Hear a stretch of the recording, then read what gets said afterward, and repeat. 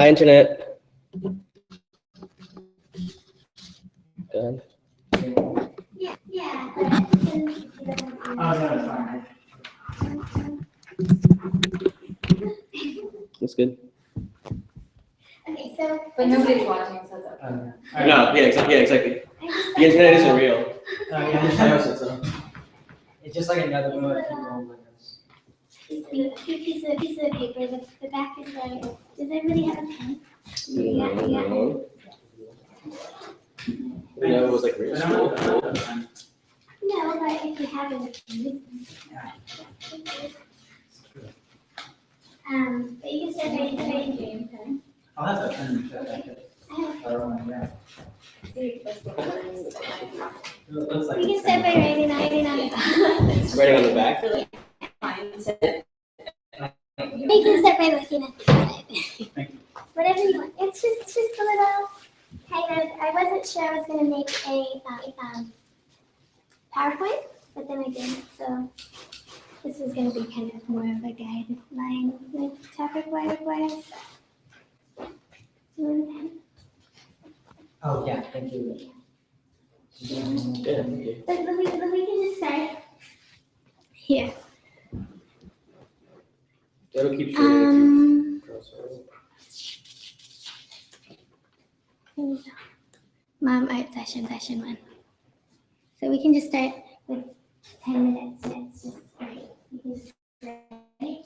This comes from my previous school, the psychology foundation university, in the class that I took their performance critique. We always started with 10 minutes of just writing it out, just like touching it with yourself.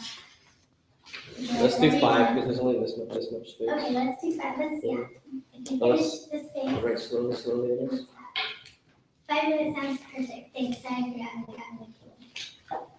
and I have a different relationship. 5 minutes sounds great.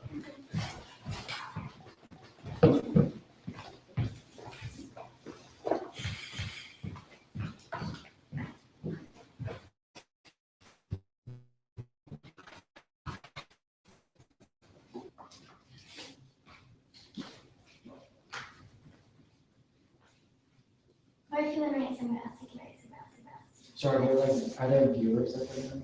Are you anxious about it? No, there's no one watching. Oh, no. No one's watching, I swear. I'm just trying to like protect my brain. Yeah, totally. I get that. I'm more abundant brain. Yeah.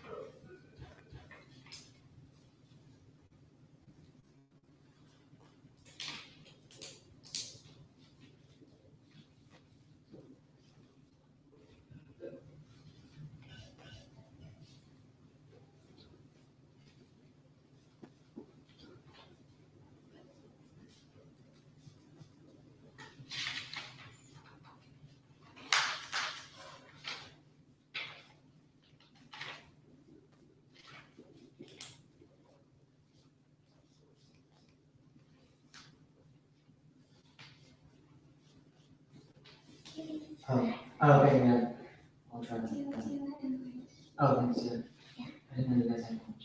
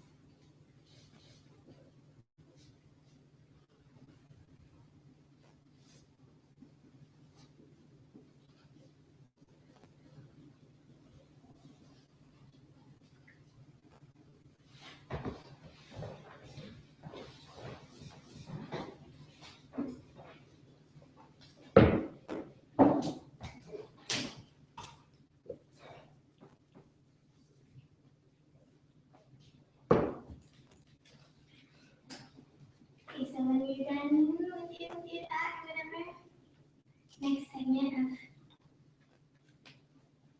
of yourself on the paper, you can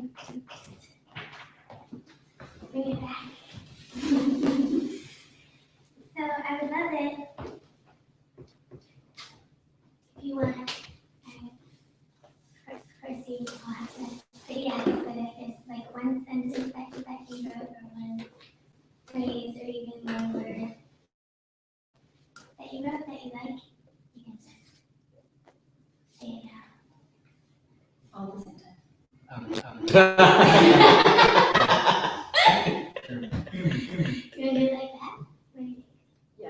Cool. Can we all do it at the same time? Because otherwise I don't think I'm going to say anything. Is that Totally. good with you guys? Yeah, you ready? Yeah, okay, on 3. 1, 2, 3. The street punks are hammering things onto their little coffee kiosk. Awesome. Awesome, thanks. Thank you, everybody. That was cool. Thanks, Taryn, for that. I was just too shy to It's a say safety. Okay, I'm gonna, I didn't grow up in the PowerPoint time, so I didn't get to do very many PowerPoints in school. So I'm not used to using this format, so please forgive me. And if you have any Bring the suggestions, laptop over. if you have any suggestions, just let me know. Okay. There's some way I can be doing it better for you, me, or whatever. Okay, so who are you? What brought you here? What do you want to get out of this session? I just want to start with that, so that I am sure that I can operate accordingly. Do you want to start? Okay, I'm Maddie. I'm an artist, I guess. I go to the NCA in my thesis year. Mm-hmm. I work in like ceramics and printmaking mainly. But for my thesis, there's a section on motherhood, and Taylor told me about this class, and so it came. Awesome. Yeah. What is your thesis? I'm like interested in thinking of our olfaction, which is our sense of smell, archive, and relating it to how we collect objects and our relationships between certain smells and memories and objects, and preservation and distillation and like alchemy stuff. But I guess it's kind of split up into 3 sections of like interest, which is motherhood, sex, and puberty. Those are like 3 stages of our olfaction life that I find really intriguing and awesome. It's cool. Do you guys work in olfaction at all? I get it. Yeah, ours smells bad sometimes. Your art smells bad. Or like has really strong smells. Deliberately? Yeah, because of the materials or something. Mm. Like if I use palm oil, it has this really like intense fragrance. That's kind of draining almost. Yeah, I work in printmaking, and all of those smells are like super comforting to me. I feel like I like lean towards materials that have smell just for that reason. What are some of the smells that are, I don't know, like this will become a tangent. No, I was going to say, what are the smells that you associate with motherhood? Well, I'm like more, my mother smells like Earl Grey tea to me, but our mother smells like the first smell that we archive when we're born. So, okay, like our olfaction neurons don't die like our other neurons. We have them throughout our entire lives. So, it's also extremely connected to our hippocampus, limbic system, and other stuff. So, like the abilities and the impact that it has on us is pretty intense. But I think of like the smell of our mother as like the base note in perfume lingo. To our rest of our olfaction, like archives for our lives. It's something that we like always compare everything else to, because it's the first relationship that we have with smell. I kind of think like a mother's role is like endlessly giving when it comes to olfaction. Have you tried to ever make someone else smell like your mom? No. Because I wonder if it would actually like work. Yeah. Like if Earl Grey is the smell of your mom, or it's the only one that you can describe.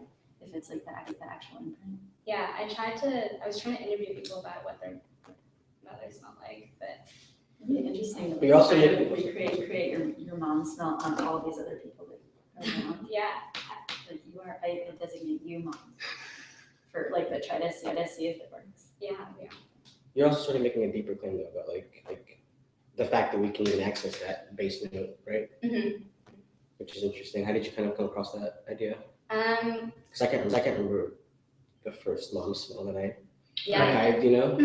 Yeah, that's kind of. I mean, of course, like our mother's scent is pretty much, I feel like it's unconscious. It works a lot like pheromones, where maybe you don't recognize it, but there can be something about it that's like comforting, or if you have a relationship with your mom, it can just be like, make you anxious.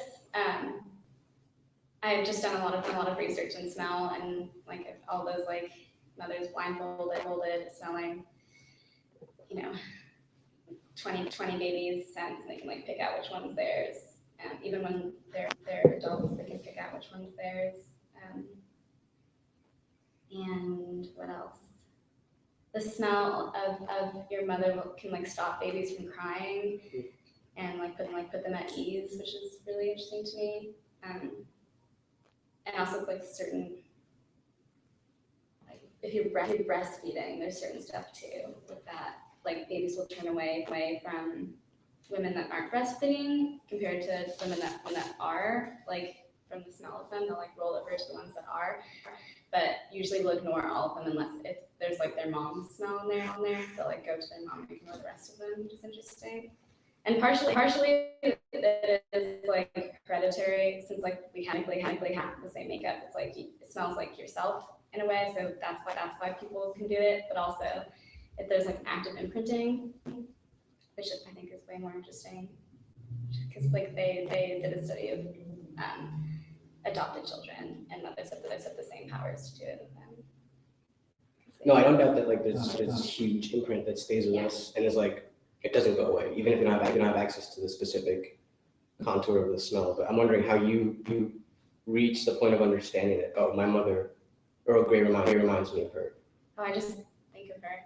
Does she drink Earl Grey, or? Yeah. Okay. Yeah. Thank you. There's a bunch of other stuff too, but they're weirder, like glue. Right, because there's this huge nexus of smells, but that one sort of sticks out. Mm-hmm. The most. If I like, when you like try really hard to remember stuff and you can smell it. Yeah. Yeah. Really? I can't It's so good. Do you remember when you were like a kid and you would go over to other kids' houses and it would smell so weirdly Yeah. and intense, but you couldn't smell your own Your own house in a house. way because Yeah. that base note had been internalized. Mm-hmm. Until you know ramifications. I've never. But like, yeah, I mean, I feel like that was like in other people's water would taste weird. Their ice cubes would taste weird. Ice cubes would totally taste weird. And it was like in the same city. Mm-hmm. And it's just like, I think it's just like a lineage of like comparison, and then like growing to like know the world through that. It's wider than here.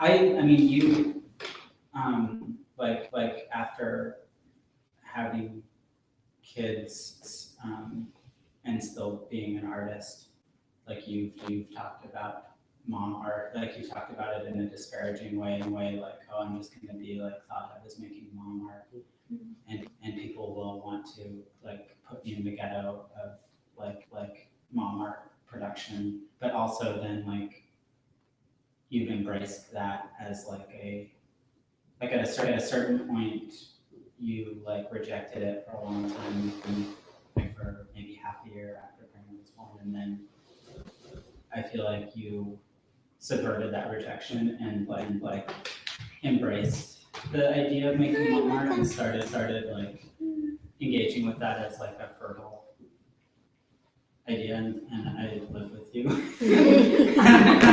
And so I really like Maddie's activity on the internet. And so I see I'm always like I get like a little finger arthritis from clicking on it. And they're pages, and so I saw this class come up, and I thought, perfect.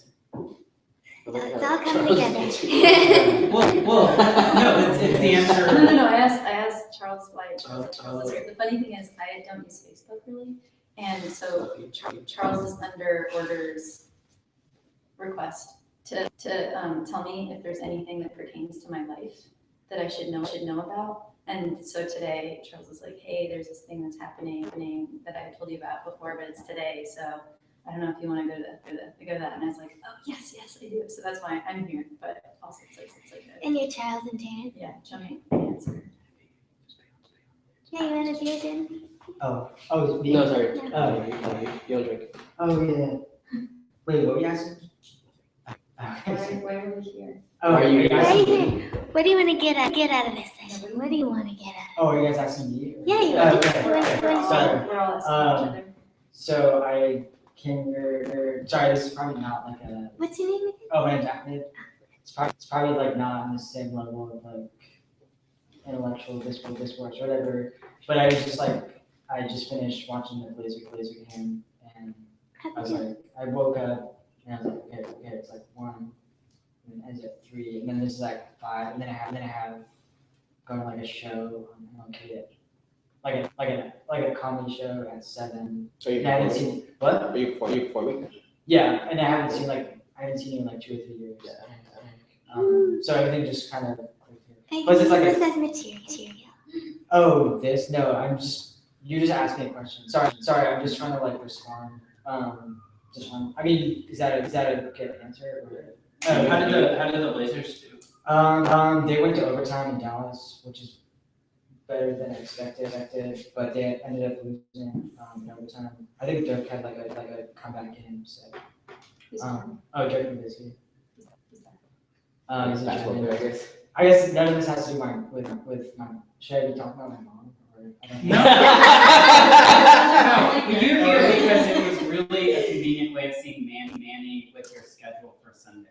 Yeah, plus it's like an off day, it's spring break, Mhm. and it just kind of makes sense. Awesome. I think Yeah. it's really cool that you're like, spring break. Yeah. Yeah. Well, I wanted to use my spring break constructively, so I wanted to like spend it doing something interesting. This seems interesting, so.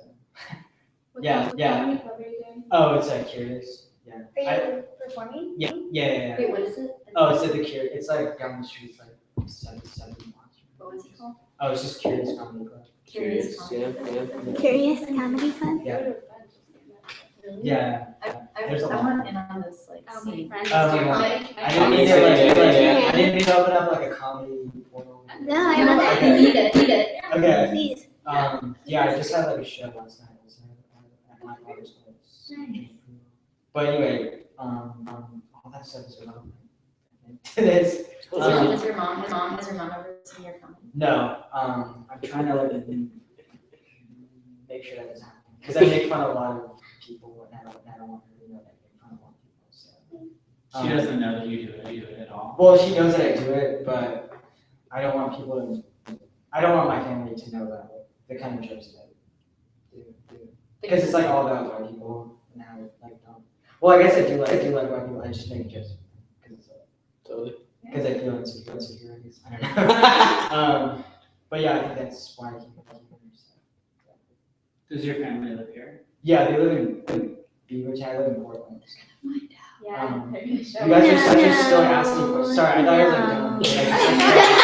Can I just post the book? Like, Yeah. I'm not trying to steal anything. Why are you here? I'm here because I like don't leave my house very much, and I am trying to make myself talk to other artists. Like I'm really pushing myself to do that, and it's hard. And I also really just like the idea of mom art. Like the moment I heard it, I was like, whoa, I like that. Like that feels like a really good space. And when you posted the links to their readings online, and the other stuff, like just this week, so it was really excited me. I'm sorry I'm late. I couldn't No, thank you for coming. just wandered around. I know, I should have, I forgot tape. I got Science. science, but I forgot tape. Dang it. You have to really have, like, everything. Yeah. That's what I'm like. What about you? I'm Get Taylor, and one of the things I really liked about the idea of homeschool was I'm not in school right now, and I really miss the classroom setting and just like reading material and a place to discuss it. So I was excited about that. And the idea of mom art I thought came for me at a pretty interesting time, because my own relationship with my mom is shifting a lot right now. Like I kind of feel like I'm the mom and she's the kid. She yesterday went to a past life psychic who told her that she was a bandit in a past life, and like why she has trust issues. And she made me call her this morning to talk about it on the phone. And I like wasn't surprised. You know, it's just weird the way relationships change with your parents when you get older. And I was thinking about the idea of a mom, like now that I'm an adult, what a mom actually is. And I wrote like a couple poems about it a week or two ago that I really liked. And then hearing about this, I was excited. all something together. Yeah. Yes. I'm also into the idea of talking, like reading things and talking to people, and I always crave that, but I'm not always great at being the organizer. So I really appreciate it when other people, when there's like a kind of fluid educational like arena. It's really cool. So are people saying that they want homework? Because Yeah, no, that's. Yeah. Okay. Like, Yeah. because also thank you both for being in my class last week. Part of my idea was to not have students bear any burden of commitment, which includes no homework. But I also have been throwing around the idea of an optional homework. So I think that would be cool. Especially reading. Right. Yeah, I think that would be super helpful. all homework is optional. No, of course, but But in Was it like being graded or is it? No. Okay. It's just like if you want to read this, Okay. check it out. Yeah, that'd be cool. Yeah. I think like a homework without shame. yeah. Yeah, Yeah. totally. Like work for home. Yeah. Like stuff to bring in for next time. It's like a point of connection and Yeah. like it Yeah. helps to kind of Center. center the thing. Like we all know that there's like an anchor. I also think it kind of facilitates a more like transparent process, because I would just show people what I'm researching in terms of facilitating my class. That makes sense to me. And I don't know if Victoria, I'm sure you had homework ideas too. I mean, I put some meetings on the internet. So on this is mine. Oh, really? I mean, I guess so, but I wouldn't worry about it. I don't think there's too many people listening. Yeah. Listening to me, they're not even Yeah, watching. that's the only way I emailed you. Well, I don't want They're to tell just everyone. listening because I'm screen sharing, so they're actually just like They're seeing staring the at this PowerPoint, they're not slide. seeing us right now. So what about you, Maddie? Is there anything you want to get out of this class, or say about what brought you here? Yeah.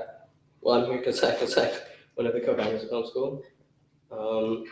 My mom is like a genius and like smarter than most people I know, but she doesn't do art. But I was interested in the framing of the class and this idea of mom art as a foil to pop art, and to object-oriented art that's focused on a commodity, right? And more how this like makes me think of like my mom's domestic process, like her work at home, and how that could be seen as a kind of mom art, right? Totally. Trying to think of a good example. Like she likes to play jokes. Like she used to run into my room and be like, "I have a surprise," and then fart and just leave. It's like yeah, she's such an overbearing influence on me and my framework that I have to think of her as an artist. It only makes sense in terms of like the lineage of stuff that I'm drawing on, in my weird trolling. You can ask Charles. He knows what my content is like. I can't believe my mom would do that. That's so funny. My mom is the best.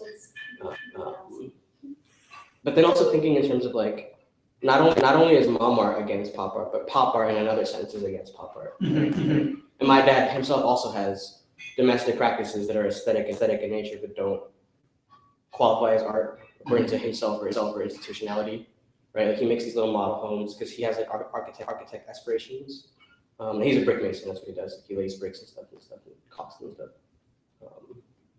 And so I just really love the idea of, because my work is really a lot about finding meaning in process and reframing what my mom and dad do at home in relation to, meaning making processes seemed really interesting to me. And I think I can get stuff out of the class from that context. I hope so. Think so?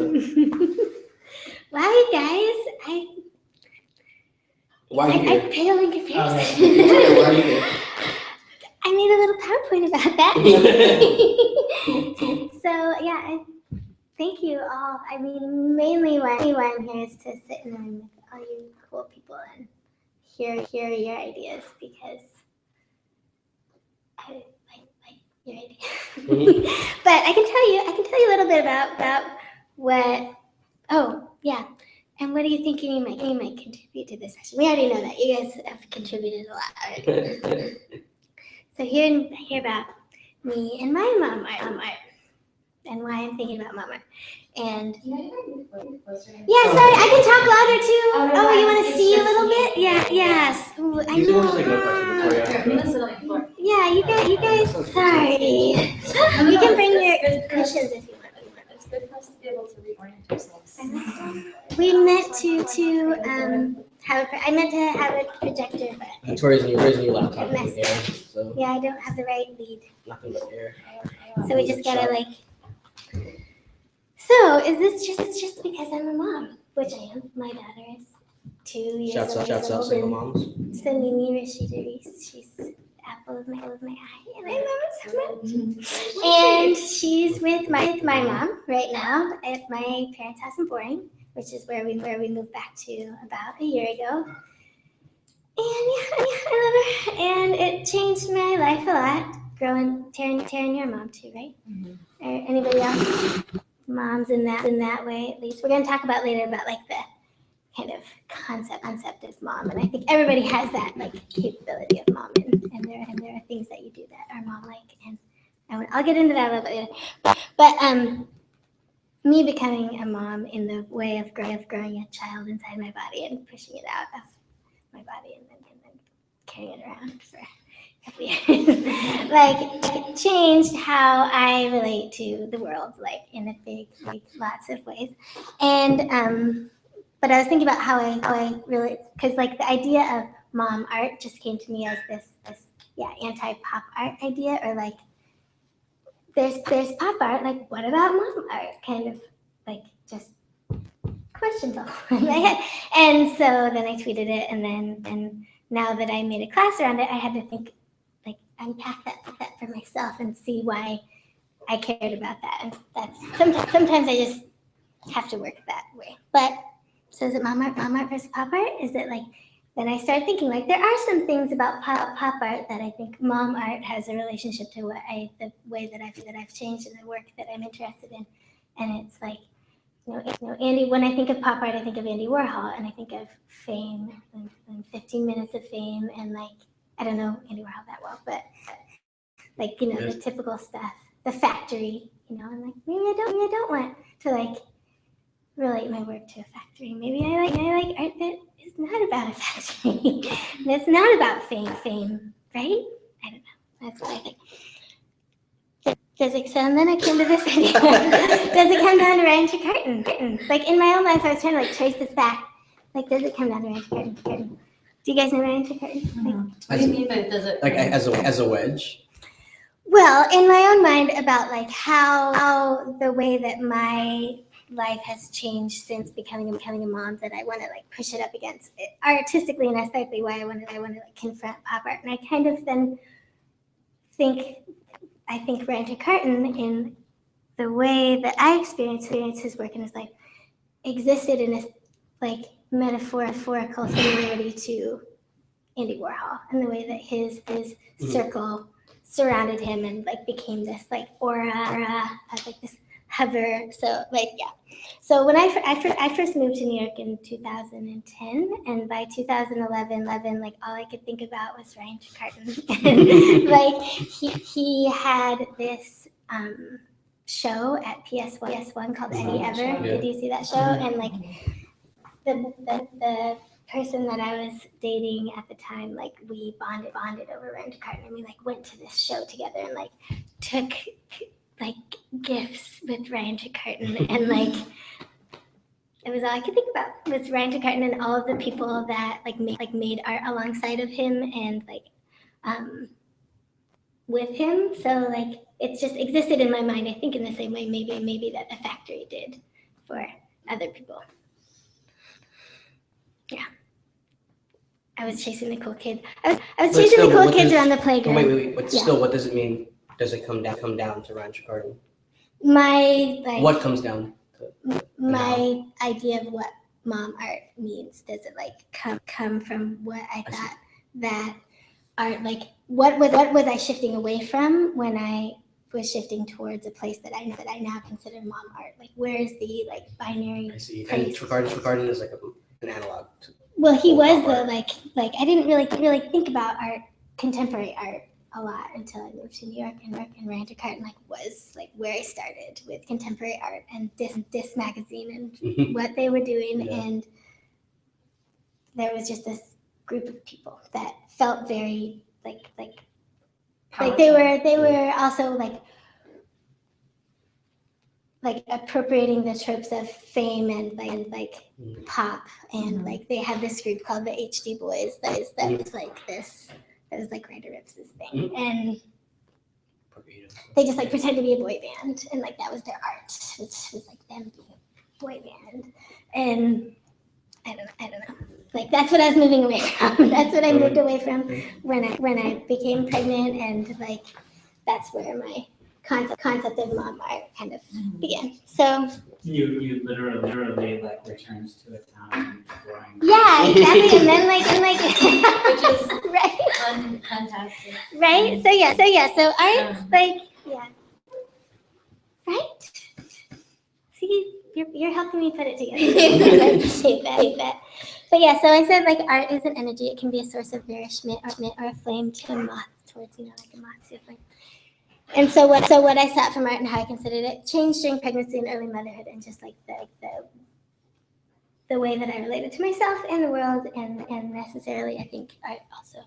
So there's this quote that I used to think about a lot, and it says, "Art is not a thing; it's a way." By Albert Hubbard. He was like an anarchist. He died on the Lucis System, or whatever. That boat that got sunk in World War I that started America's enter. Anyway, so art is not a thing; it is a way. So that's one of like the definitions of art that I enjoy. And so, do you think mom is not a thing? It is a way. Do we all have the potential to mom? Was it painful for you to leave behind the Ryan Trecarton way? By the time I gave birth in New York. I gave birth in Woodhull Hospital, and I lived there for like a year and a half before I moved back. So the art school that I was a part of there was actually like a really important like transition place for me. I think that it like, cause like went from this like nightlife, like dancing, like I was out like dancing until like the week before I gave birth and stuff. And, it's so funny because like this magazine that I like loved and just wanted to be their friend like forever. Like once I became pregnant, they're like, "Ooh, will you be in our video? Will you like come to our event?" And of course I did, and be like the pregnant lady. Did you feel tokenized at all? I didn't care. I was like, yes. At that point. Oh, this is so juicy. Oh my god. You're right. Is it okay if I ask questions? No, please. It's amazing. I'm about to ask you questions, so feel free to ask me questions. How did you feel being used in that John Rappman thing? The weird like ad. That was For the like show? the first thing that they asked me to do. Yeah. was This magazine that. has like a fashion series. It was called like Gallery Guide. It was a disc gallery guide, and I think it was like 4 videos. I just said yes, and went, and I mean, the experience was nice. It was fun. I mean, David Toro was one of the guys from Distance Saw me, Chase, and they're both really like nice people. And so like spending a few hours with them, like I think the one thing that did. Come on, say it. Well, there's just one time when I was like, I was like 8 months pregnant, probably 7.5 months, and they're like, walk around the art, whatever, and I just like my kind of natural pose is like putting my hand on my belly, right? And then I think it was David who's like, can you like not touch your belly for like a few minutes? Sure. Sure, but so yeah. But I had a good time like doing it. I don't know, John Rothman's work is kind of Yeah. It's really interesting that you said, can you not put your hand on your belly? It makes you immaterial. yeah. Oh, that's real. It's kidding me. Yeah. Well, it's also like that. The reason that that's a natural response is because you're protecting it and keeping it, and so that's like an acknowledgement. It's like a protective stance that like even when women are newly pregnant, they do that. Mm-hmm. It's really natural. And my mom even suspected my brother's girlfriend at the time of being pregnant, and she was all like, "No, she's not." And anyways, and she's like, "She is." Welcome back. Oh, thanks. I know she is because she's got like her hand on her belly. Like I just could tell, and I was like, it's just this thing that women who have had a baby, people who have had a baby inside of their body, Yeah, right? recognize that as symbolic of. Yeah. It's a symbolic gesture of that period of transformation in time. So Yeah. to be like, oh.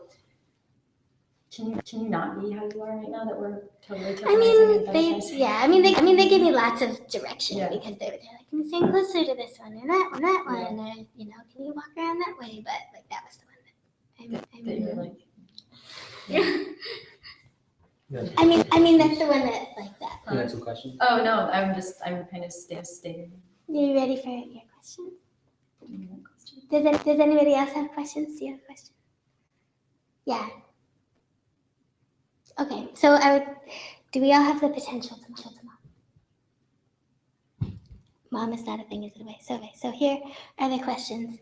You've already spent some good time talking about what mom means to you. Some of you have, but I would love if you just want to take like 1 minute to just like run your mind over these questions, and then you can just even answer like one of them if you want, or all of them.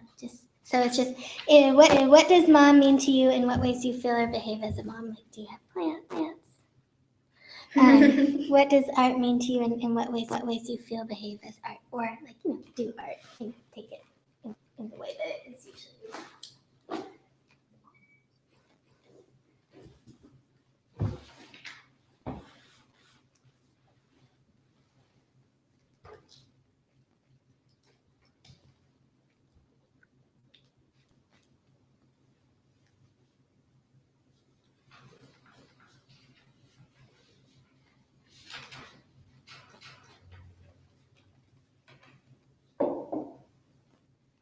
Does anybody need any watermelon or? Can I have that sounds great. Can you put the watermelon there?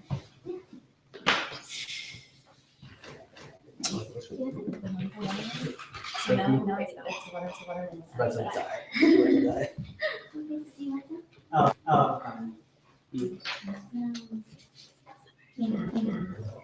Thank you.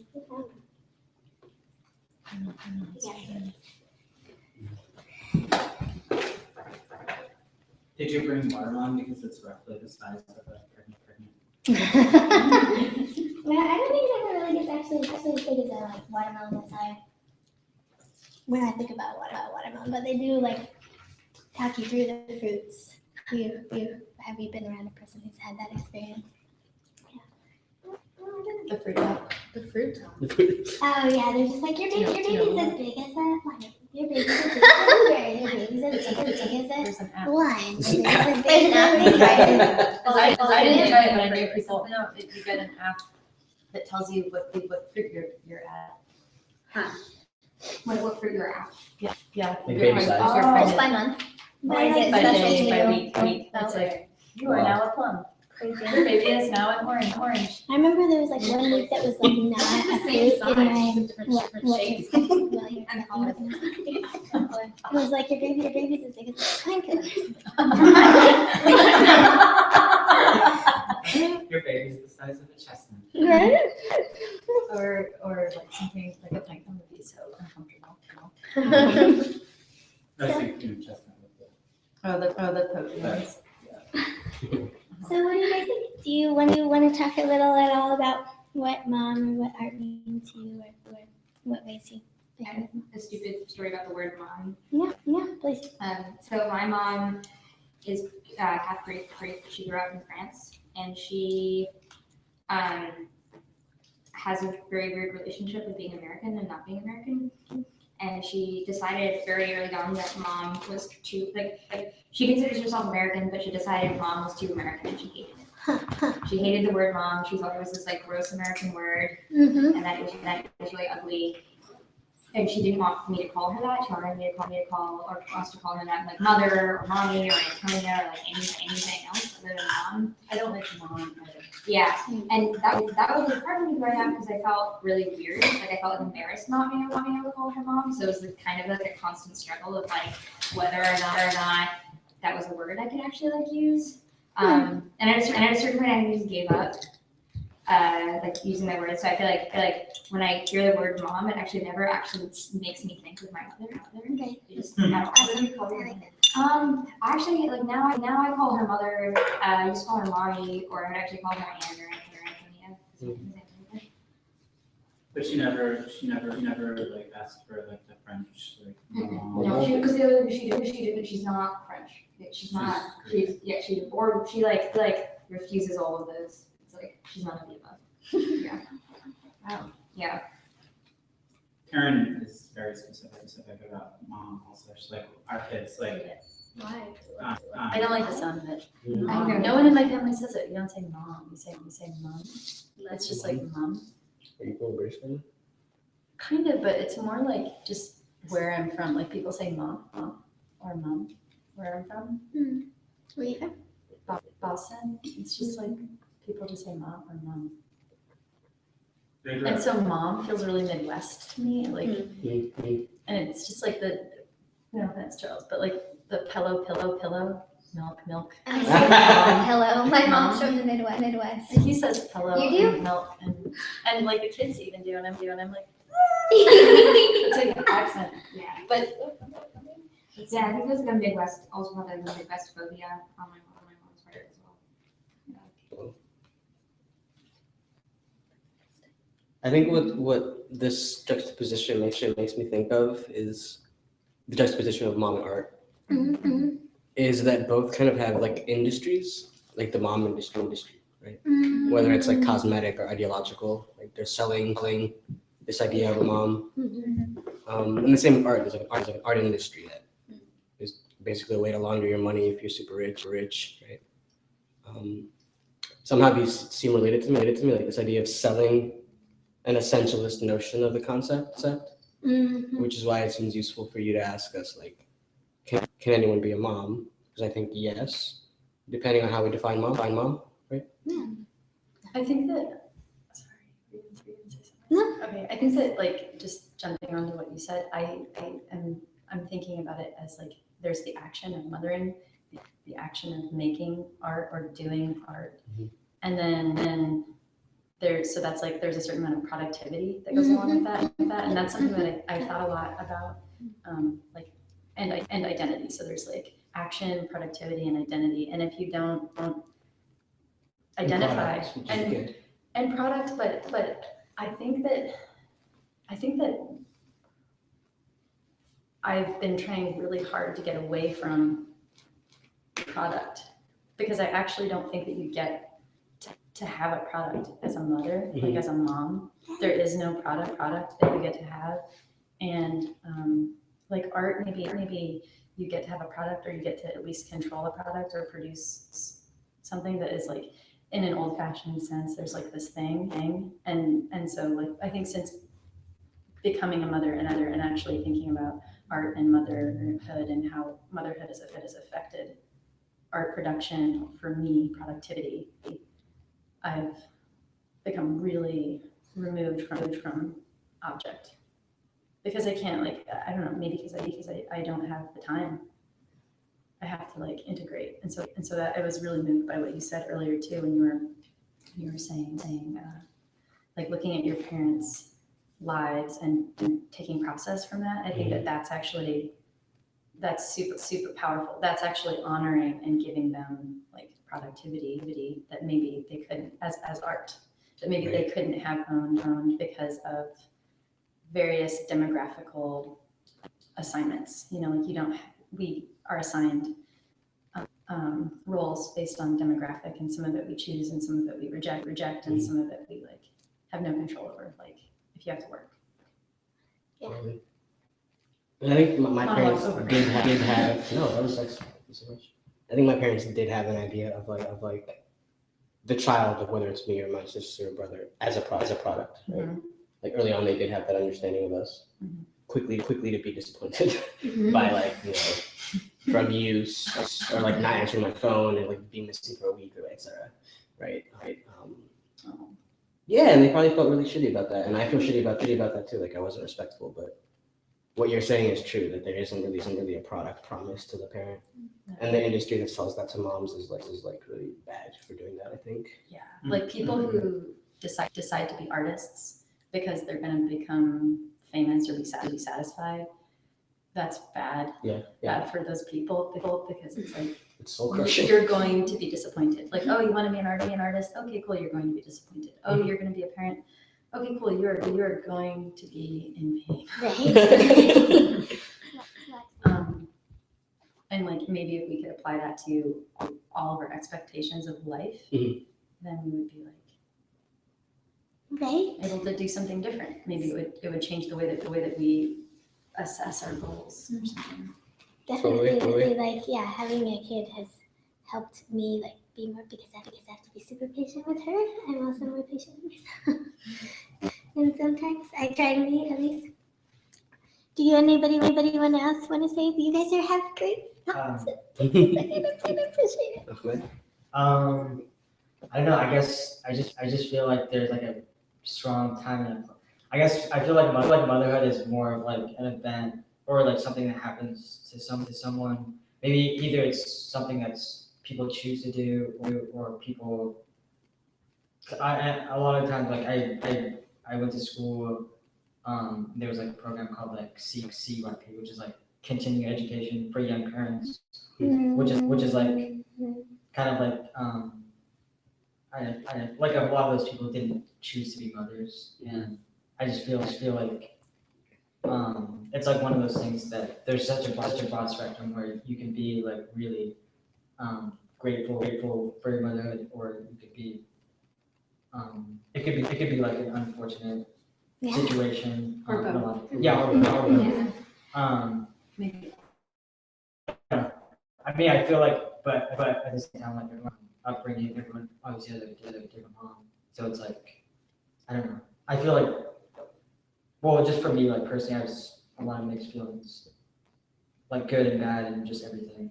And I feel like that's universal. It's like nobody ever really resolves their like basic maternal like gripes or issues or whatever that anyone has. It's just like you just that kind of informs your experience over your lifetime.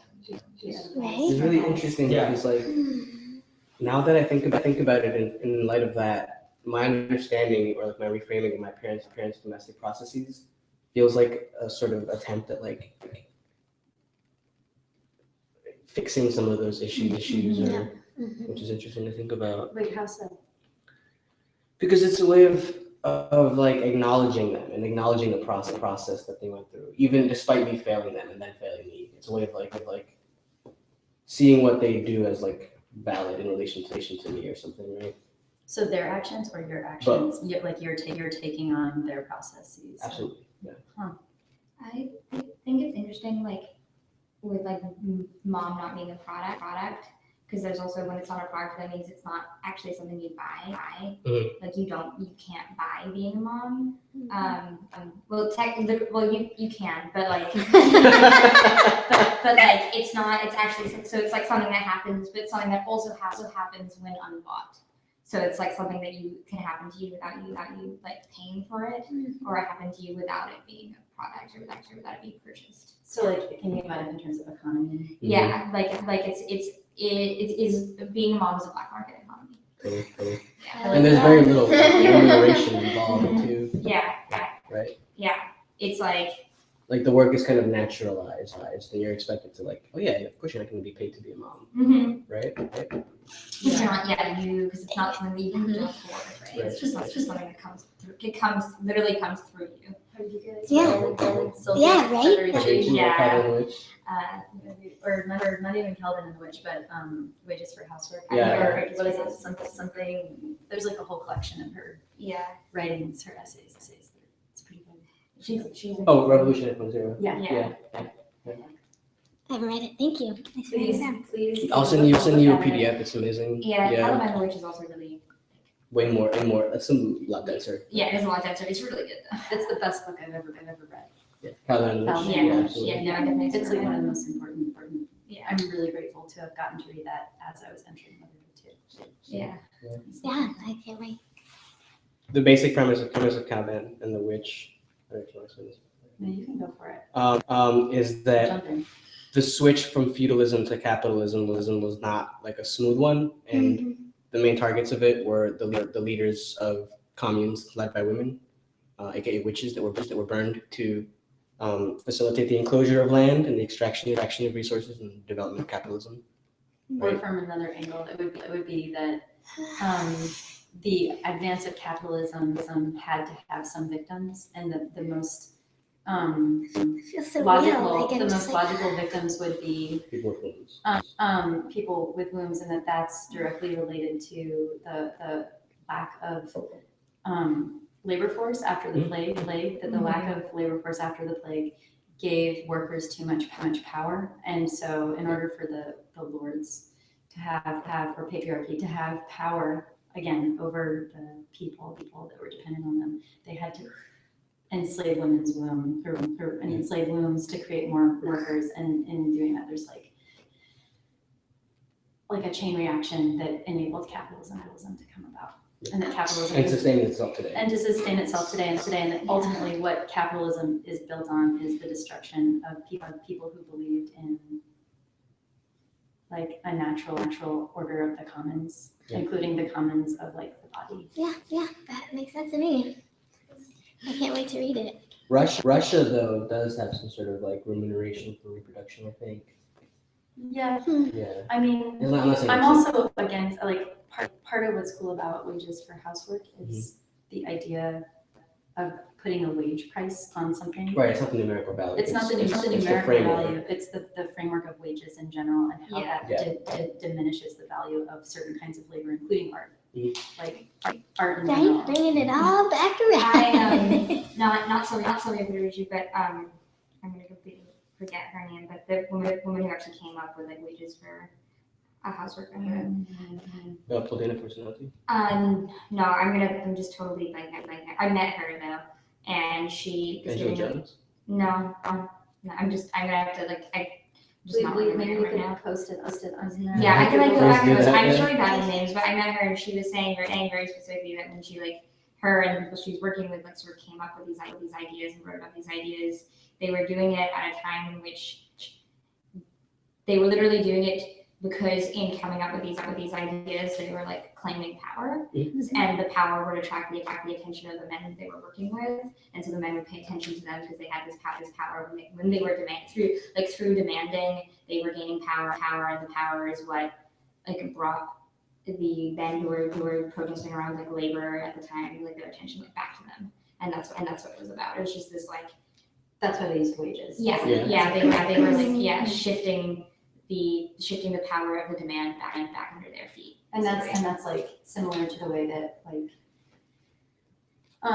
people of color are using language that has been like white feminist language now to like bring in like a larger audience of people.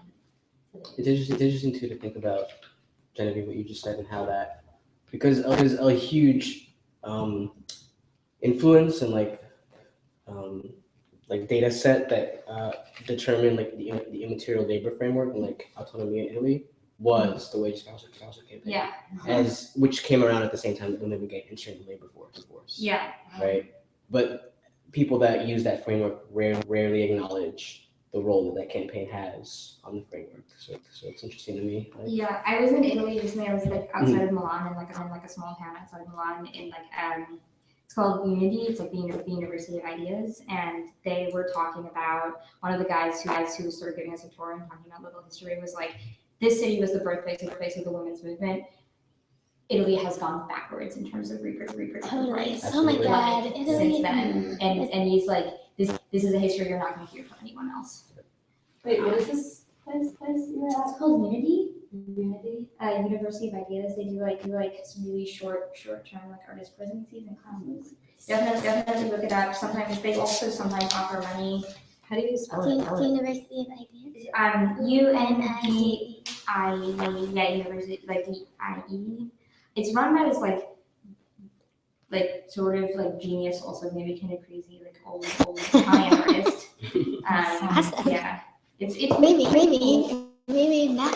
yeah. I think it's pretty cool. It's cool. They don't always offer money, so it's hard. Sometimes it's hard. Okay. I follow art and education in my. Yeah. I think I've seen it there.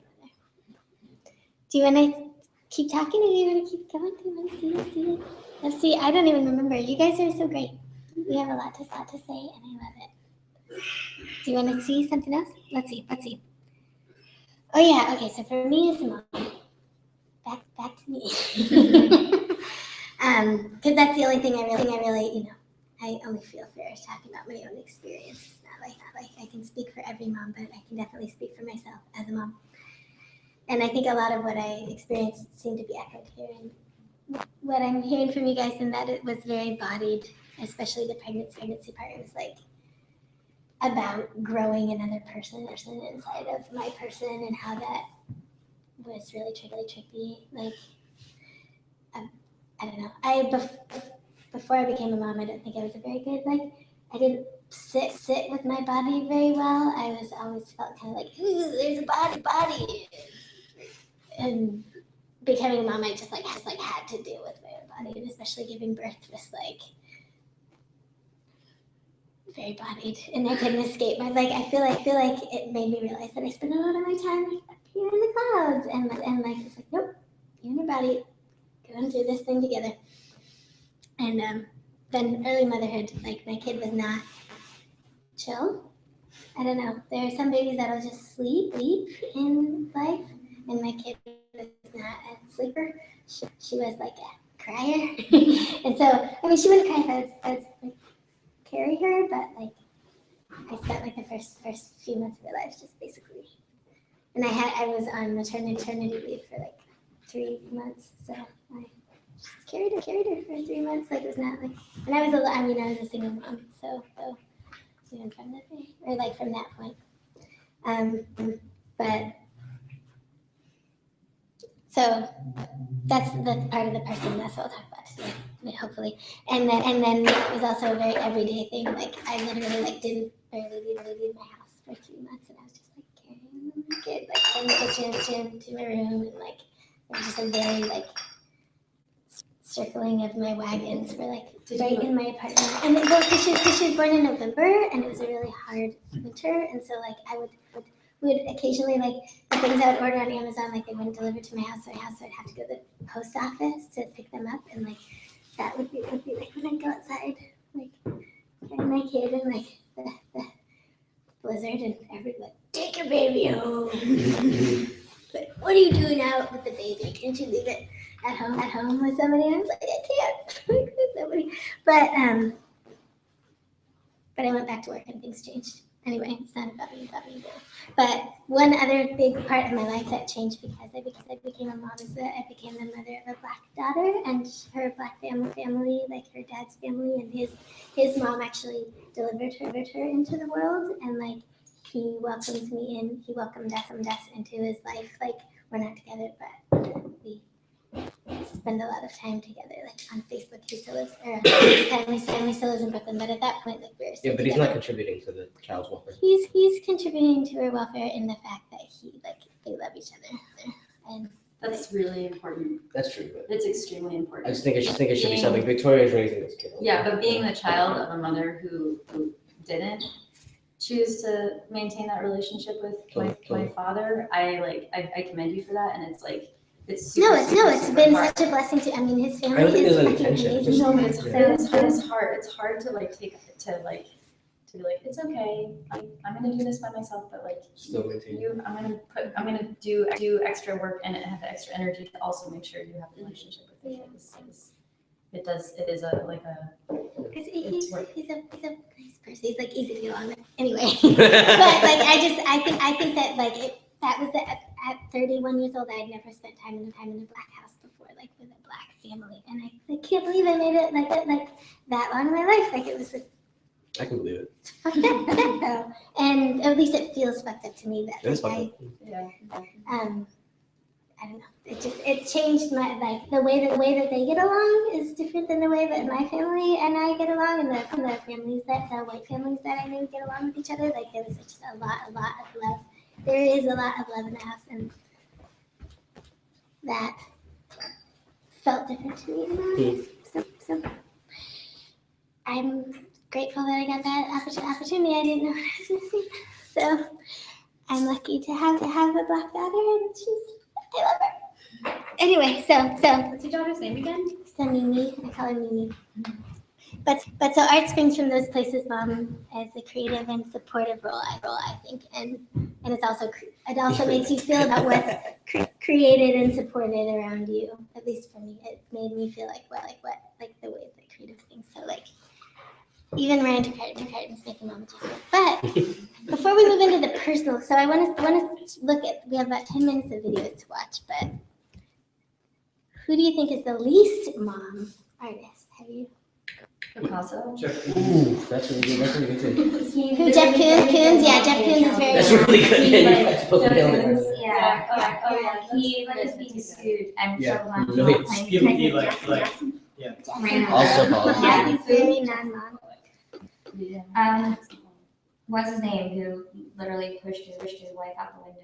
You know what I'm talking Carl about? Andre. Yeah. Except That's actually Is it mom? really hard to me. Right? There's something about it that's Why that's not like, just replace him with Richard Tunnell or something? I like Richard Tuttle too. I stalk Richard Tuttle. What do you think? Do you know his wife? His wife is really cool. Do you know that Poet? artist Brad Phillips? Jamie He's Brewster. like always on. A lot of my friends really are into his art on Instagram. And Brad Phillips. Oh, And it's just his girlfriend. He Christine? takes like Yeah. freaky photos and his paintings too. He has this one painting that's like a giant painting of her like wet through her jeans, and it's like an oil painting, like really well done. Like his subject is just that's my least mom. I think it's like totally objectifying the person he loves. she's into it, but it's still fucked up to me. You can tell that she's into it because I know like, she's she talking likes, about it. Yeah.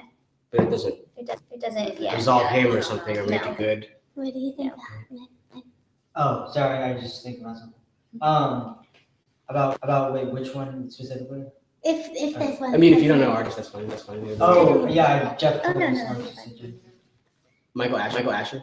Like I didn't let it. His mom was like a famous collector of like tchotchkes. And, like she loved pop art, Mm-hmm. and she was really into like bright, like kitschy objects. Uh-huh.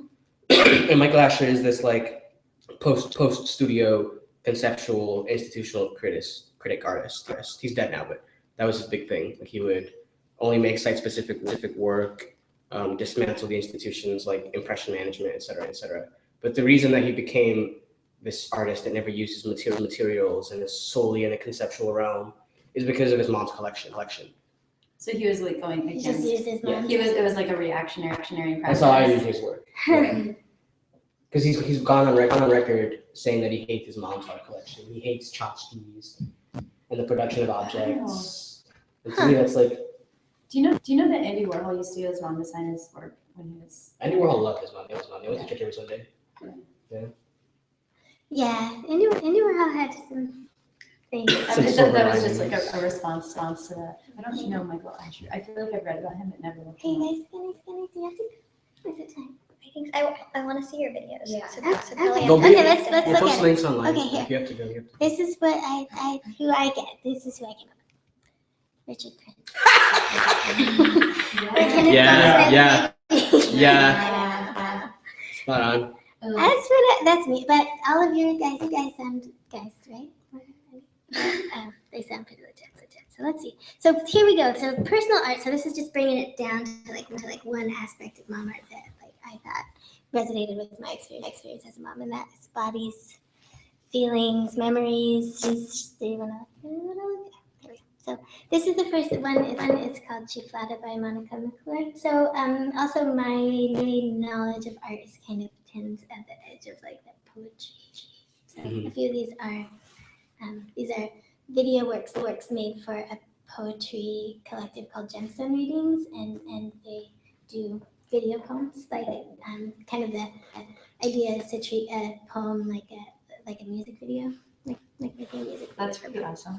Yeah, so this one They're based in Brooklyn. is yeah. I read for them once, like out of like accidentally, and it was like I just went there to see my friend read, and they're like, somebody isn't coming, and Giovanna was like, anyway, they're great. I like them. So this is Can you play it from the PowerPoint? I downloaded it. It takes up space. But how's it in the PowerPoint? Can you full screen it? I don't think so. This is sorry. You can come closer if you want. Because it is downloaded.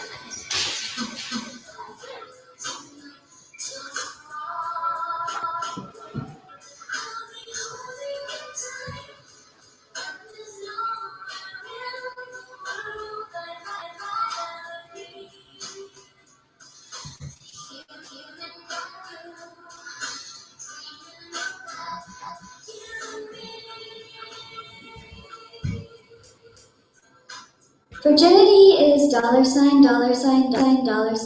in a vintage velvet pouch.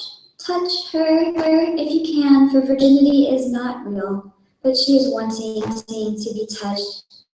I got ojo because they stared at my virginity for pleasure. I was a child, so they left me untouched. My virginity is going to fall out sooner than later because I'm sin vergüenza. Sana, colita de rana, si no sanas hoy, sanarás mañana. My aunt is rolling an egg on my flat chest, which somehow aroused pleasure in someone who looked but couldn't touch me out of pleasure, because I'm too young for pleasure, and too chiflada. When you meet your boyfriend's family, don't be so chiflada with them like you are with us. Why are you so chiflada with us? Who looked at my bottom lip quivering and wanted to touch. My hair is falling out because someone wanted to pull my curls but didn't. My whole body is sliding out between my knees and everyone stares, making pucheros. Don't be so chiflada with your fingers in your mouth all day. Ojo is what sickens you when they want to touch what they see and don't. Because she's like puta madre and racks herself on a bike crossbar before it's tomorrow. I'm sick again. Inside the house, the babies are making pucheros at me. I suck their fat cheeks till they squeal. Short of money, your purity makes you an object of exchange. Mina Loy said, get rid of it as fast as you can. La Virgen de Guadalupe said, keep your sexual snakes coiled below the earth. She was 15 and bathed in light when she blessed the Spanish for their good fucking. Pa que se ponga chingón. Close your eyes and think of your new country, which is your old country, seized twice because they liked what they saw and didn't kiss La Chingada when they fucked her.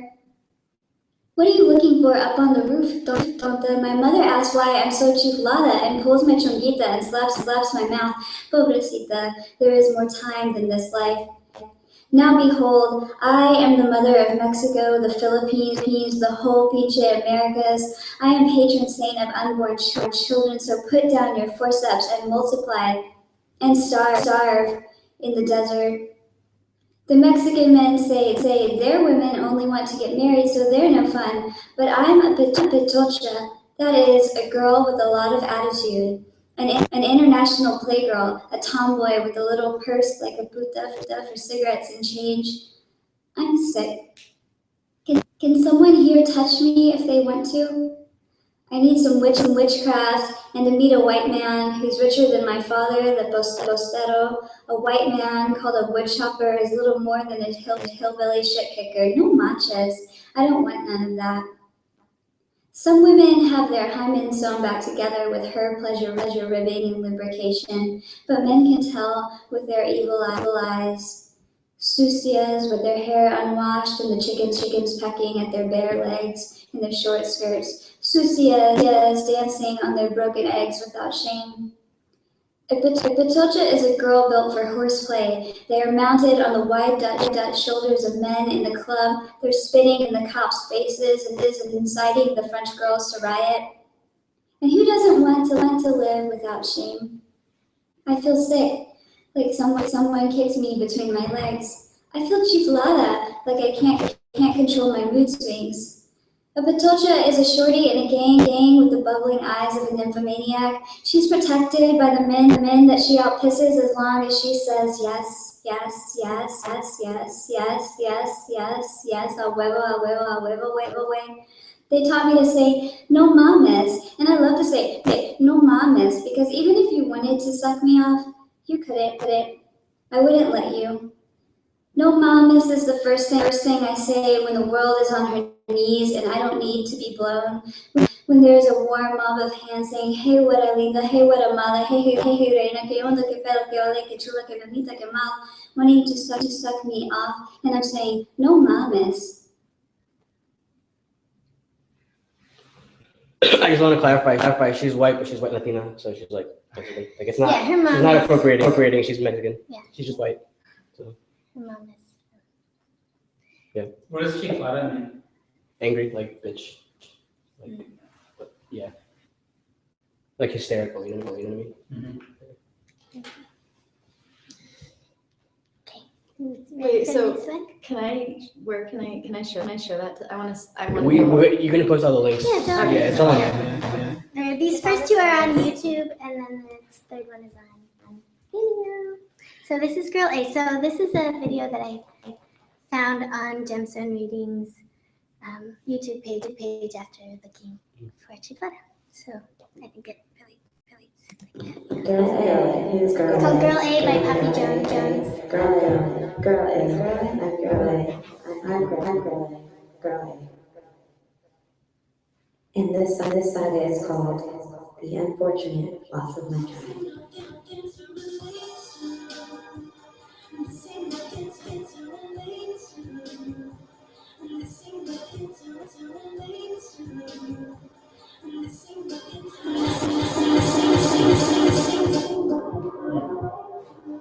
I see why you do my bodies after this. Makes sense. Yeah. First trimester. There's a third video. Nausea, sweating, never going up. Fear, sweating, never going up.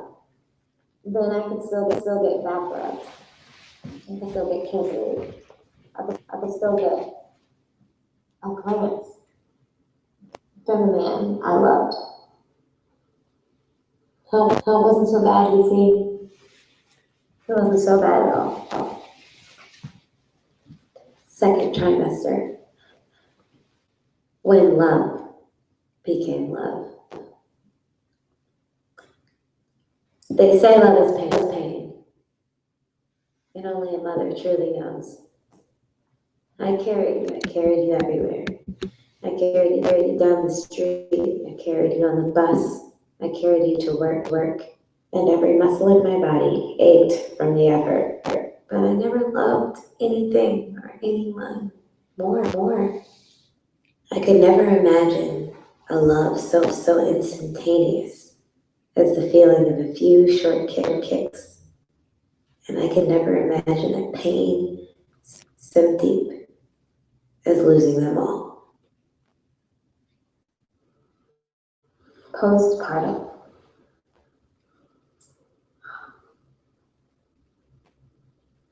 The pain that envelopes my lungs, that sits in my chest, that spreads across my collarbones, stings only at you.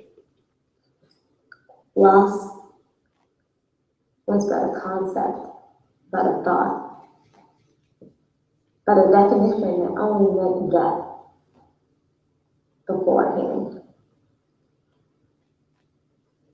Now loss means finality.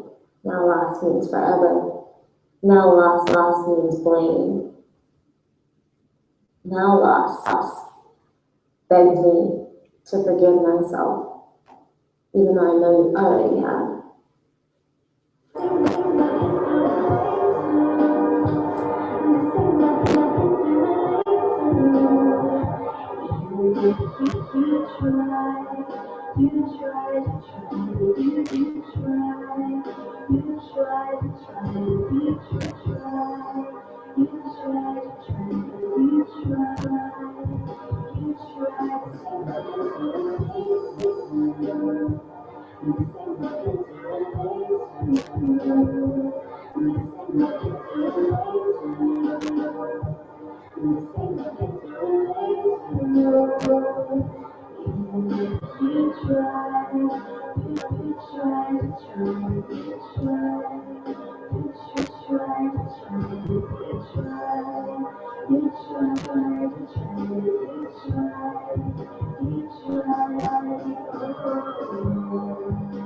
Where did you find this other piece?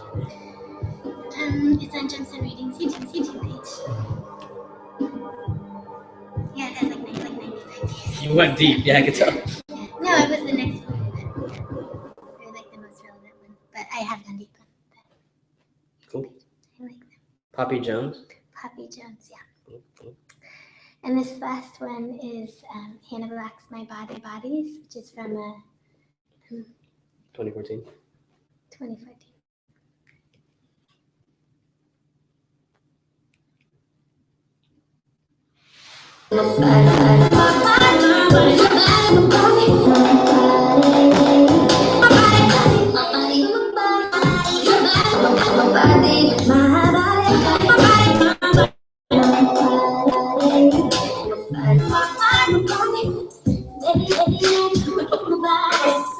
Yeah, it's dark. It's dark. No. Oh yeah, hide.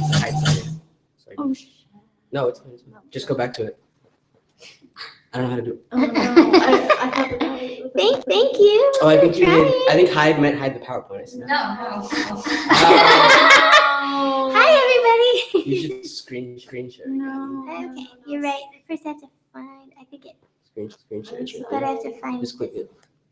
the thing that I was looking for. PowerPoint. This. There you go. No, you want to But screen I share wanna- first. I wanna first. screen Is share this what first. was in the Hi, exhibition everybody. that Aria Dean wrote about? Yes. So Uh-huh. this was the This piece was in that bio. Hannah Black Yeah. put in. Mm-hmm. Yes. Thank you. Okay. Sorry, I'm No, it's not. It's like the internet is I'm a probably little. like I wasn't one ready. person watching. Yeah, there's literally one viewer. How do I? It's all good. I'm so embarrassed. Yeah, it's all good. I want to do that one viewer. Hi, one You really viewer. wanted to see Hamishi. Hi, Hamishi. Hi, Hamishi. Or Andrea. Where's Hamish? Where's Hamishi? Remember that random shut up? It's like, I where's found Hamish? out who it was. It was some publisher guy. Um, George Egerton Warburton. Okay. So let's start again. Let's start this video. We just started this video, so it'll be good. Oops. I'm sorry. It's fine. Spoilers. All right. It's ready. No. Enter space here. Okay.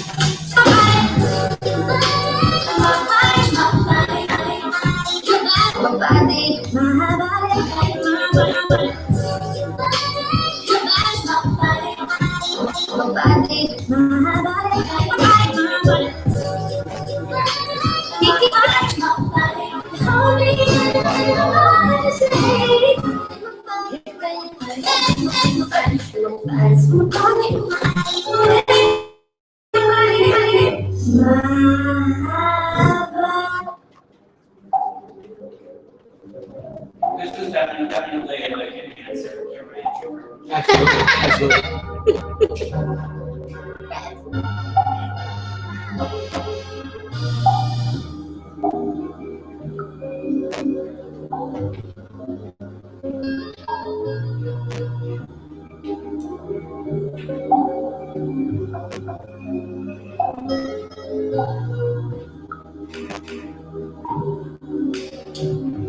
I truly love this juxtaposition of like the white guys that control wombs to like urban development, like destruction of natural landscapes.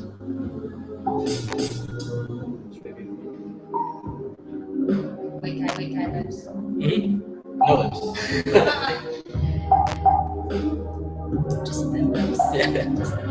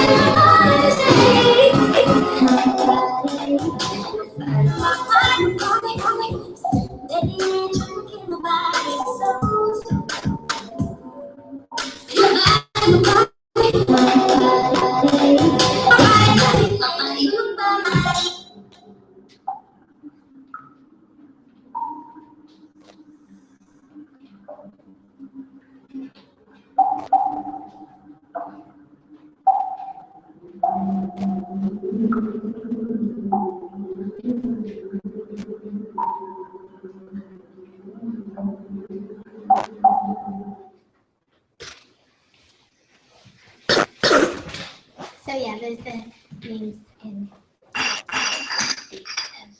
Monica McClure's Chiflada, Papi Jappy Jones, Girl A, video poem for Gemstone Readings, Hallelujah. I'm Hannah Blacks, my body is changing. Thank you for staying so long. Thank you for having us. Thanks everyone. Bye, Tay. This is the first time for. Have a good night.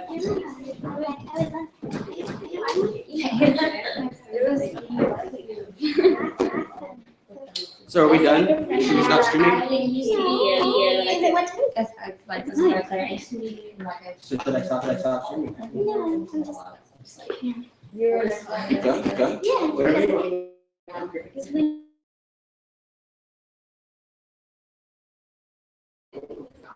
That my years left in college, and so like one of I went to read. It's not my class. Yeah, I mean, I guess.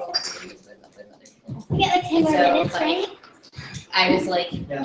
heavily Thanks so much. changed into reading. Yeah, thanks. What do you think?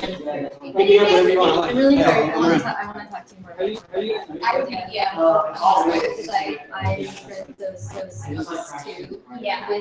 Well, I had intended to read that. Yeah. It's not. Yeah. There's no. From this group, but then I was part of this. Yeah. And it was very much like. No. At least we got figured out. Yeah. I was very aligned to the point where I was basically. Oh, yeah. I ended I know, that's up great. doing Yeah, of course. Yeah. something as lessons for the Because the I know, but like this time. Like I got in fights with It's like, guys at videos. I'm going Which is the thing. Oh. It should be like True. so it's like No, on I'm the like, other hand, I now know. Well, that's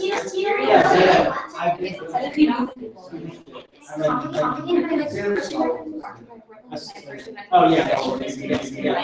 Yeah, but I just see it. What is that? And then I also, well, actually, like, first met, I'm still really good friends with, we switched together, I met Yeah, I him, remember I that, yeah, of course. working at. Sorry, I should have been. It's up to you. You're like. We can keep chilling, drinking beer, or we can We go. have like 20 minutes left. the space is beautiful. Right? I feel like I like talk so much. No, I love Why- how much you talk. It's engaging, especially when you're mom. Really good talk. I forgot to take photos. I'm so sorry. No, wait. Did you even bring your camera? Oh, I didn't But I even- forgot to ask you. Yeah, sorry. We should do some now. Or we can just have you doing this. So your daughter, your Seriously. trying to figure out, it's like. Victoria, when's your daughter's birthday? I need to stop streaming though. 2013. Usually people, yeah, waiting for Allison. Oh, yours is. I thought you Bye, bye, internet. No, I don't know who it is. I'll find out. I'll tell you. Bye. December 17th.